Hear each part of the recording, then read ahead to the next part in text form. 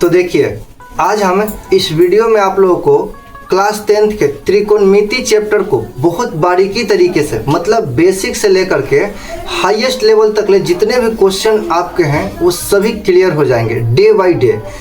Challenge ये है कि डे 1 से लेकर के डे 15, मतलब पहला दिन से लेकर के 15वां दिन तक आपको इसी प्रकार से एकदम लगे रहना है। तो चलिए देखते हैं आज का डे 1 और उसमें किस प्रकार से सबसे पहले सूत्र को जानते हैं और बेसिक जानकारी जानते हैं। सबसे पहले देखेंगे सूत्र, और सूत्र काफ़ी ज़्यादा इम्पोर्टेंट है, तो सूत्र आप लोग याद कर लीजिएगा या फिर बनाते बनाते ही आपको याद हो जाएगा।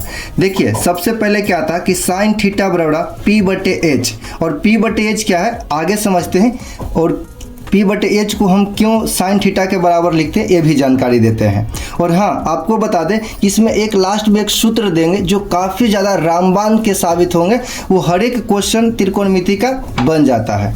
देखिए, ये हो गया साइन थीटा बराबर P/H। उसके बाद ये पहला नंबर हो गया। दूसरा नंबर आप देखिए cos थीटा बराबर B/H। तीसरा नंबर हो गया टेन थीटा बराबर P/B। और यहाँ पे देखिए चौथा नंबर आ गया कोसेक थीटा बराबर H/P। और पांचवा नंबर आ गया सेक थीटा बराबर H/B। और छठा नंबर आ गया कोट थीटा बराबर B/P।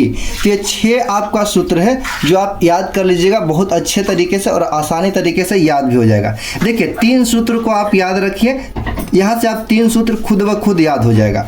देखिए, इस साइन थीटा के जस्ट उल्टा होता है। साइन थीटा P/H होता है, कोसेक थीटा H/P होता है। मतलब साइन याद रहेगा तो कोसेक क्या हो जाएगा, उसका उल्टा कर देंगे। उसी प्रकार से कोस थीटा बराबर B/H होता है तो सेक थीटा बराबर उसका उल्टा होता है, H/B होता है। उसी प्रकार से टेन थीटा बराबर P/B होता है तो कोट थीटा बराबर इसका उल्टा होता है, B/P होता है। चलिए, यहाँ पे नोट कुछ लिखे हुए, इसको आप समझ लीजिए।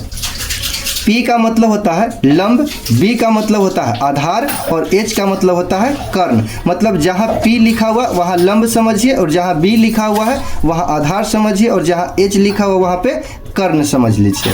चलिए, यहाँ पे देखिए आपको 2 चित्र दिखाई दे रहे होंगे, एक चित्र यहाँ पे A और एक चित्र यहाँ पे B।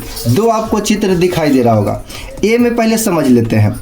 ये चित्र क्या कर रहा है कि A, B और C, यहाँ पे P होगा और यहाँ पे B होगा, और इस स्थान पे क्या होगा, H होगा।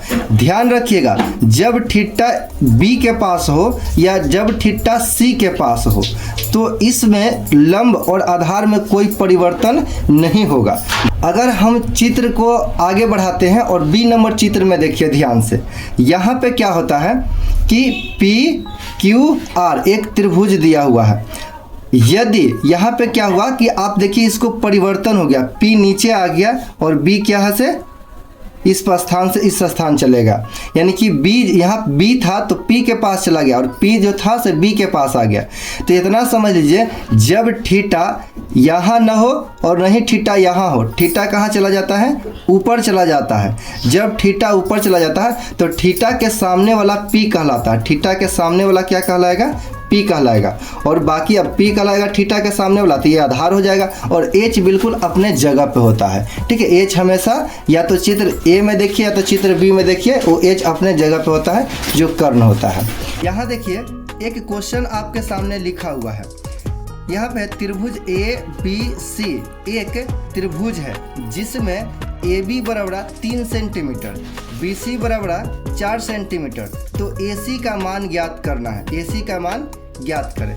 यहाँ पे हल करेंगे और इस प्रकार से आप एक चित्र बना लेंगे। तो त्रिभुज क्या है, A, B और C।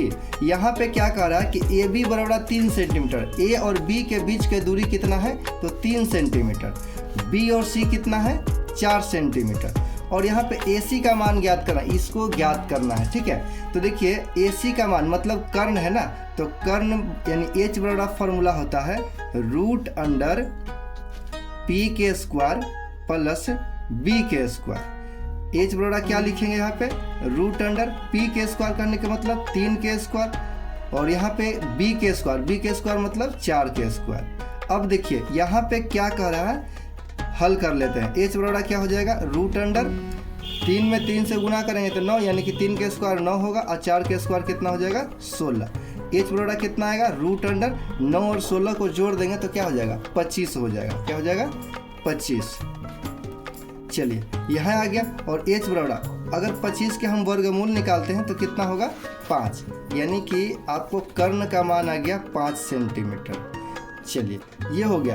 आप एक बात को ध्यान दीजिए, यहाँ पे आप लोग ये सोच रहे होंगे कि इस त्रिभुज में तो ठिट्टा दिखाई ही नहीं दे रहा है। तो देखिए, जब किसी त्रिभुज में अगर ठिट्टा दिखाई न दे या फिर नहीं समझ में आ रहा है तो समझ लीजिए ये 90 डिग्री के पास ठिट्टा होता है, ठीक है। और नहीं तो उस क्वेश्चन में बताया जाएगा कि ठिट्टा ए के पास है, बी के पास है या फिर सी के पास है। अगर नहीं बताया गया प्रश्न में तो समझ लीजिए ठिट्टा 90 डिग्री के पास है। चलिए यहाँ से आपको क्वेश्चन ये भी पूछा जा सकता है कि अब बताइए कि साइन थीटा का वैल्यू क्या होगा।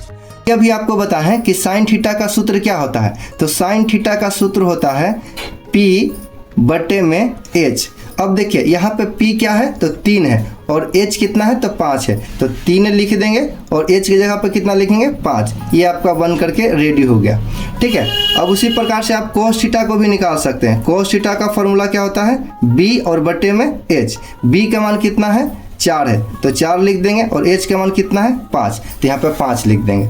चलिए आप समझ गए होंगे sine theta, cos theta, tan theta. आप आराम से इस प्रकार के प्रश्न को आप अच्छे तरीके से हल कर लीजिएगा और बन भी जाएगा। इस क्वेश्चन का आंसर कमेंट में आपको देना है।